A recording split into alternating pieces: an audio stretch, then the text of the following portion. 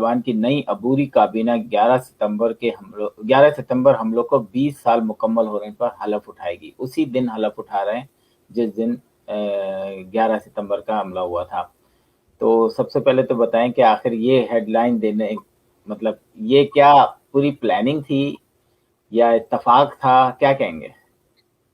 اسم دیکھیں، کچھ دن پہلے میں نے یہ فکرہ سنا کسی جگہ کہ ہم چاہے کسی سے اتفاق کریں یا نہ کریں، لیکن فیکٹ میں اور جو سپورٹ ہے اس میں بڑا فرق ہوتا ہے. سو عمومی طور پہ جب آپ آج کل افغانستان کی بات کرتے ہیں تو لوگ یہ سمجھتے ہیں کہ شاید آپ طالبان کی سپورٹ کر رہے ہیں. ایسا نہیں ہے. ہم اگرچہ ان سے اتفاق نہیں بھی کرتے ان کی پالیسیوں سے، لیکن یہ فیکٹ ہے کہ ان کی جو ڈپلومیٹک اسٹریٹجی ہے، جو ان کی عسکری اسٹریٹجی رہی ہے ان 20 سالوں میں، اور جو ان کی پولیٹیکل اسٹریٹجی رہی ہے، اس نے ان کو فائدہ پہنچایا ہے اور پوری دنیا کو انہوں نے حیران کر دیا ہے. اور اب وہ ایک طرح سے پورا افغانستان جو ہے نہ صرف ان کے قبضے میں آ چکا ہے بلکہ وہ اس سے آگے دیکھ رہے ہیں جس بنیاد پہ انہوں نے یہ عبوری کابینہ کا اعلان کیا.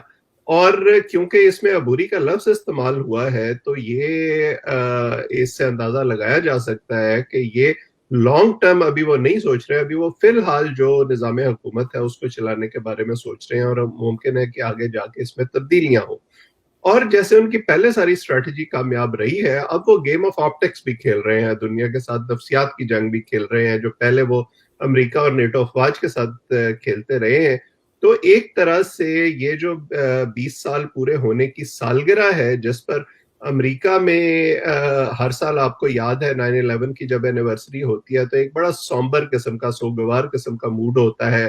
لوگ ان شہادتوں کو یاد کرتے ہیں جن لوگوں نے جانیں دیں. بہت سے اس میں مسلمان بھی تھے جو فرسٹ رسپونڈرز تھے، ان کو یاد کیا جاتا ہے.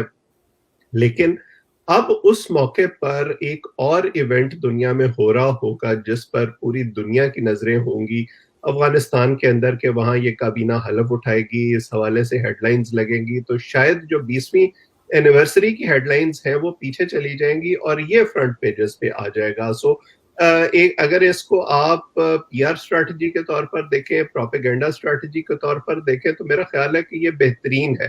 یعنی اس کو آپ اگر مثبت طریقے سے لینا چاہیں تو آپ یہ اس طرح بھی یہ سمجھ سکتے ہیں کہ وہ وہیں سے آغاز کرنا چاہتے ہیں جہاں سے 20 سال پہلے انہوں نے چھوڑا تھا. اب اس آغاز میں یا رینیول میں جو سب سے بڑا خدشہ دنیا کو ہے وہ یہ ہے کہ کیا ان کی پالیسیاں بھی جو ہیں وہ وہی رہیں گی جو 90 کی دہائی میں تھیں، یا ان میں بھی کوئی تبدیلی آئے گی. اگرچہ انہوں نے جو ابھی یہ حکومت اناؤنس کی ہے، جو کابینہ اناؤنس کی ہے، اس میں زیادہ جو اہم پورٹ فولیوز ہیں وہ ان لوگوں کو دیے گئے ہیں جو عسکری جو جدوجہد تھی، جو یہ دہشت گردی کے خلاف جنگ تھی، اس میں طالبان کے مین کارڈر میں رہے ہیں، یا انہوں نے قید کی صعوبتیں برداشت کی ہیں، وہ بگرام میں رہے ہیں یا وہ گوانٹنامو میں رہے ہیں. سو وہ اپنا جو سینئر کارڈر ہے اس کو سامنے لے کر آ رہے ہیں، اور وہ آئیڈیولوجیکل ہے، وہ اپنی پوزیشن سے اتنی آسانی سے ہٹے گا نہیں. انہوں نے جو وعدہ کیا تھا کہ ہم کوشش کریں گے کہ ایک انکلوسیو گورنمنٹ بنے جو دوسرے ملکوں کی بھی خواہش تھی، اس میں بھی کوئی اتنی زیادہ پیش رفت نہیں ہوئی. یہ سارے کے سارے طالبان کا جو انٹرنل ایک ان کی قیادت ہے اس کے لوگ ہیں. اچھا، تو ابھی بہت سارے چیلنجز ہیں جو آگے طالبان کو فیس کرنے پڑیں گے. اچھا، انہی چیلنجز میں سے جو ہے کہ دنیا جو ہے ان کو کس طریقے سے ایکسیپٹ کرتی ہے. ہم نے دیکھا کہ بائیڈن صاحب کا بھی آیا ہے کہ وہ ابھی اس بات کو ایکسیپٹ کرنے کے لیے تیار نہیں ہیں. کینیڈا والوں نے تو شاید اس کو ان کو دہشت گرد ڈکلیئر کیا ہوا ہے، اور یورپین کنٹریز ہیں، رشیا ہے، پاکستان ہے، چائنا ہے، انڈیا ہے. تو آپ کو کیا لگتا ہے کہ اس میں سال لگ جائے گا؟ کیونکہ آسان نہیں ہے، کیونکہ جو بھی ان کی عورتوں کے حوالے سے چیزیں آئی ہیں، جو کہ ابھی انہوں نے کہا ہے کہ طالبان نے کہ اسلامی قوانین کے مطابق کسی کو اس کا حق حاصل ہوگا، لیکن ان قوانین کی تشریح کیسے ہوگی، یہ معاملہ ابھی ہے. مطلب کہ انہوں نے بتا تو دیا ہے کہ اسلامی معاشرہ ہوگا، لیکن بہت ساری چیزیں ہم نے دیکھی کہ ابھی وقتی طور پہ انہوں نے چھوٹ دے رکھی ہے. تو وہ کس طرح کنٹرول کریں گے اور دنیا کس طرح ان کو ایکسیپٹ کرے گی، کیا دیکھیں گے آپ؟ دیکھیں یہی تشریح کا وہ معاملہ ہے جس کو ابھی دنیا دیکھ رہی ہے، کیونکہ اسلامی قوانین کی تشریح دنیا کے مختلف مسلمان ممالک میں مختلف ہے. مثلا جو ایران کا اسلامی نظام ہے وہ مختلف ہے، سعودی عرب کا مختلف ہے، پاکستان کا مختلف ہے. سو یہ دیکھنا ہوگا کہ وہ کس قسم کا نظام لے کے آتے ہیں. جیسے میں نے پہلے کہا، کیا وہ وہی کرتے ہیں جو وہ پہلے کرتے رہے تھے، اور جس حوالے سے دنیا کے خدشات موجود ہیں. مجھے لگتا ہے کہ یہ اس وقت ان کا ریکگنیشن کا جو معاملہ ہے وہ اتنا امیڈیٹ نہیں ہوگا، اس میں وقت لگے گا، کیونکہ امریکہ کے اندر اس وقت جو بائیڈن پر تنقید ہو رہی ہے کہ وہ افغانستان کو ایک میس میں چھوڑ کر آ گئے، اور وہاں جس طرح سے انخلا ہوا وہ اس کی وجہ سے مسائل بڑھے. تو کیا وہ اسی حکومت کو دوبارہ تسلیم کر لیں جس کے ساتھ وہ 20 سال جنگ لڑتے رہے ہیں؟ میرا خیال ہے کہ وہ ایسا نہیں کر سکیں گے. اور دنیا کے دیگر ممالک بھی جو ہیں وہ ہم جانتے ہیں کہ آج کل جس قسم کی دنیا ہے، امریکہ ایک سپر پاور ہے. اس قسم کے معاملات میں اکثر ممالک جو ہیں وہ امریکہ کی طرف دیکھتے ہیں کہ ان کا فیصلہ کیا ہوتا ہے. خطے کے جو دیگر ممالک ہیں جن میں پاکستان ہے سب سے پہلے، یا روس ہے، وہ ممکن ہے کہ امریکہ کے برخلاف لائن لیں. پاکستان نے اور سعودی عرب نے جو طالبان کی پچھلی حکومت تھی اس کو بھی سب سے پہلے ریکگنائز کیا تھا، لیکن کیا وہ فوری طور پر ایسا کر پائیں گے اور امریکہ کی ناراضگی مول لیں گے؟ میں نہیں سمجھتا کہ ایسا اتنا جلدی ممکن ہوگا. اگر طالبان کی ریکگنیشن کا کوئی راستہ نکلنا ہے تو وہ راستہ میرے خیال میں یونائٹڈ نیشنز سے ہو کر نکلے گا. یہ جب یونائٹڈ نیشنز نے طالبان کی حکومت کے حوالے سے کوئی ایسے انڈیکیشنز دیکھے کہ وہ ہیومن رائٹس کی پابندی بھی کر رہے ہیں، جو خواتین ہیں ان کے حوالے سے بھی وہ خدشات جو اس وقت دنیا کے ہیں ان کو ڈسمس کر رہے ہیں، ان کو اتنا جو مارجن ہے خواتین کو وہ دے رہے ہیں، جیسے انہوں نے تعلیمی ادارے اور جو صحت کے ادارے ہیں ان کو دوبارہ آپریشنل کر دیا ہے، تو اس کے بعد ممکن ہے کہ ایک ایک سیڑھی کر کے یہ راستہ طے ہونا شروع ہو، لیکن یہ اتنا جلدی نہیں ہوگا. اچھا، لیکن بعض گشت جو ہے امریکہ کے اندر، اگر آپ ڈیموکریٹ اور ریپبلکنس کو اٹھا کے دیکھیں تو کہیں جو ہے وہ بائیڈن کو سراہا بھی جا رہا ہے، اور کیونکہ اور کہیں جو ہے ان کو نشانہ بھی بنایا جا رہا ہے. بائیڈن نے یقین دہانی کرائی ہے کہ یہ فیصلہ میرے مطلب اکیلے کا نہیں ہے، مطلب اس فیصلے کو مطلب جو تھا وہ پوری جو ان کی گورنمنٹ ہے اس نے لیا ہے. تو لازم بات ہے ڈیموکریٹ اس کے پورے ذمہ دار ہے، جیسا بھی وہ لوگ گئے ہیں. کیا دیکھتے ہیں امریکن پالیٹکس میں؟ اگر ایک سروے آیا تھا کہ اس معاملے میں جو ہے 44 اور 56 ایسا کچھ ریشو ہے، کیا کہیں گے؟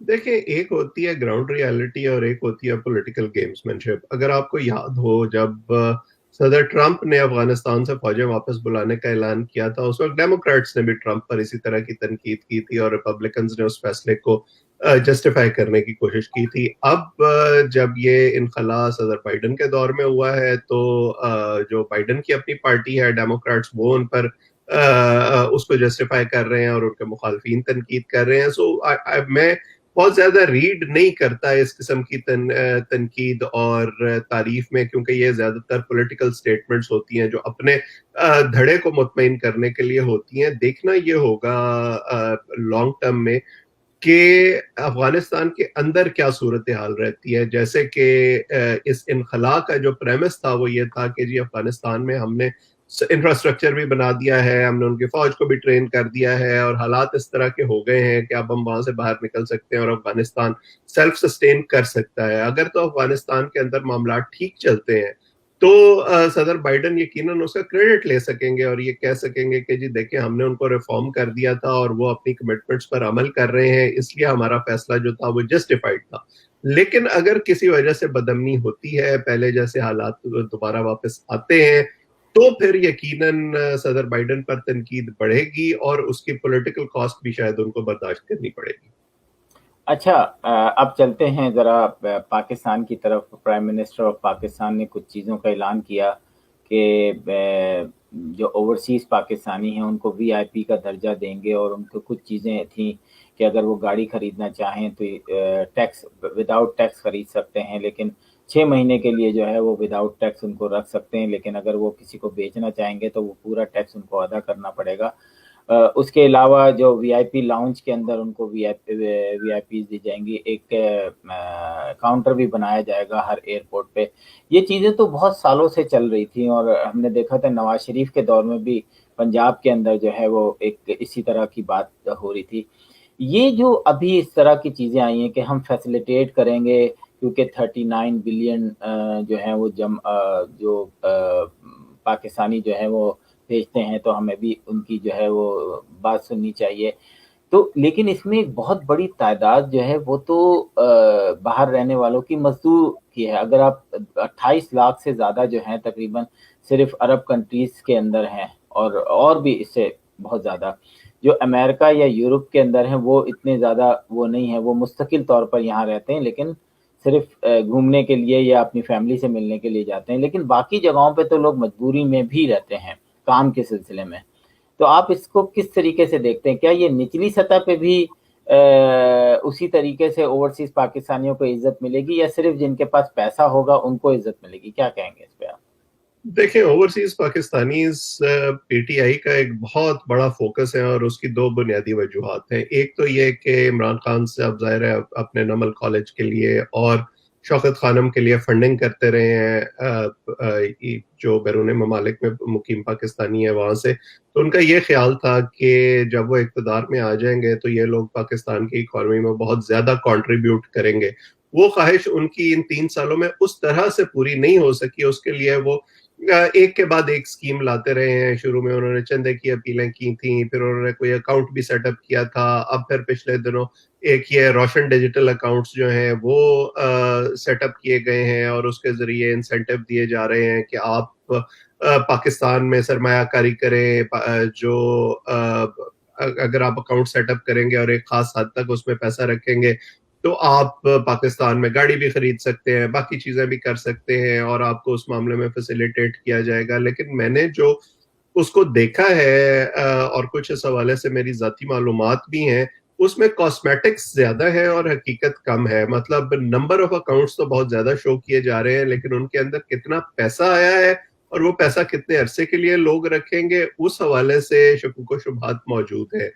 फिर ये कि जैसे इस हुकूमत ने अनाउंस किया है कि अगर आप $1 लाख हर साल पाकिस्तान भिजवाते हैं तो आप उसके बाद ड्यूटी फ्री गाड़ी पाकिस्तान ला सकते हैं। अब जैसे आपने खुद कहा, कितने पाकिस्तानी ऐसे होंगे जो $1 लाख एक साल में पाकिस्तान भिजवाने की सकत रखते हैं। फिर इसी तरह से जब फाइनेंशियल कंट्रीब्यूशन की या इन्वेस्टमेंट की बात है या इसी तरह के दीगर जो इकदामात लिए जा रहे हैं, उस हवाले से जाहिर है कि ये अंदाजा लगाना मुश्किल नहीं है कि वो तमाम लोग जो ये चाहेंगे कि उनके पास बैरूनी दुनिया में बहुत ज्यादा पैसा है और पाकिस्तान में उनकी आवभगत होनी चाहिए उस बुनियाद पर, वो तो शायद इससे फायदा उठा लें।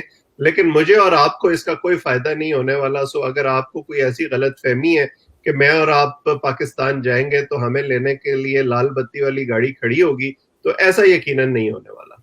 नहीं, वैसे लाल बत्ती की गाड़ी ना ही हो तो अच्छा है। हमें नहीं चाहिए लाल। आखिरी सवाल, अगर आप इसका जवाब देना चाहें, chief of the army chief की जो एक स्पीच थी और जिसमें उन्होंने वार्निंग दी है, और मीडिया को भी और पाकिस्तान के अंदर रहने वाले जो पाकिस्तान के खिलाफ बात कर रहे हैं उनको एक नोटिस दे दिया है अपनी तरफ से कि सुधर जाओ वरना हम आ रहे हैं तुम्हारे पीछे। इसका मकसद यही है। वो क्या कहेंगे अगर आप जवाब देना चाहें? देखें, ये मामला बड़ी देर से चल रहा है और इसकी रूट्स जो है वो सिर्फ आज इस तकरीर में आपको नहीं ढूंढनी चाहिए। अगर आपको याद हो, जनरल आसिफ गफूर ने एक प्रेस कॉन्फ्रेंस की थी कोई 2 साल पहले, जिसमें उन्होंने एक लोगों के तस्वीरें भी दिखाई थी जिसमें बहुत सारे सहाफ़ी भी थे और उन्होंने कहा था कि ये लोग अपने ट्विटर अकाउंट्स के जरिए पाकिस्तान की जड़ों को खोखला कर रहे हैं। हालांकि वो सहाफ़ी सिर्फ तनकीद करते हैं। फिर आपको याद होगा जमाल खशोगी की तस्वीरें जिन सहाफ़ियों ने अपने ट्विटर अकाउंट्स पर लगाई थी, उनको FIA के समन जारी किए गए थे। वक्तन फवक्तन ऐसे टीवी एंकर्स या ऐसे सहाफ़ी जो हुकूमत पर तनकीद करते हैं उन पर कोई मुकदमा बना दिया जाता है या उनको कोशिश की जाती है कि इनकी नौकरी ख़त्म हो जाए। اب جو یہ نیا سلسلہ چل رہا ہے جس کی بنیاد پر حکومت یہ پاکستان میڈیا ڈیولپمنٹ اتھارٹی بل لانا چاہ رہی ہے، اس میں اگین بہت ساری اس طرح کی شکیں شامل کی گئی ہیں جو قابل اعتراض ہیں، جس میں چاہے حکومت ہو یا مسلح افواج ہو، اگر ان پر کسی بھی قسم کی تنقید ہوگی تو اسے ملک دشمنی کے زمرے میں شامل کر کے اور ان لوگوں کو کٹہرے میں کھڑا کیا جا سکے گا، انہیں گرفتار کیا جا سکے گا، انہیں سزائیں دی جا سکیں گی، جیل کیا جا سکے گا، جرمانے ہو سکیں گے. سو یہ سارا جو ہے یہ ایک گرینڈ اسکیم کا حصہ ہے، اور اسی طرف جو ہے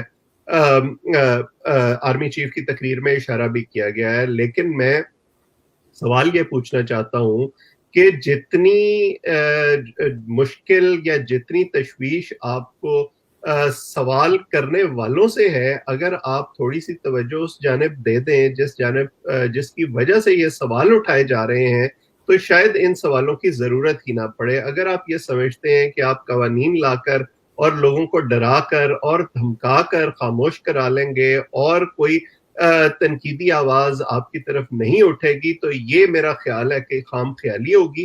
اور ہم نے یہی دیکھا ہے، اب 20-22 سال کا کریئر میرا ہو گیا ہے، اپنے سے پہلے جو ہم نے تاریخ پڑھی ہے اور سنی ہے اس میں بھی ہم نے یہی دیکھا ہے کہ ہر آنے والی حکومت اور ہر آنے والی اسٹیبلشمنٹ کو میڈیا سے اسی طرح سے شکایت ہوتی ہے، پھر ایونچولی وہ چلے جاتے ہیں، اس کے بعد انہیں میڈیا کی یاد ستانی شروع ہو جاتی ہے، اور جو نئے آنے والے ہوتے ہیں پھر انہیں میڈیا سے مسئلہ شروع ہو جاتا ہے. سو یہ جو لو ہیٹ ریلیشن شپ ہے of those in power and those in media, یہ مدت سے چلتا رہا ہے اور اسی طرح سے چلتا رہے گا. ان آوازوں کو اس طرح سے دبانا ممکن نہیں ہے. بالکل.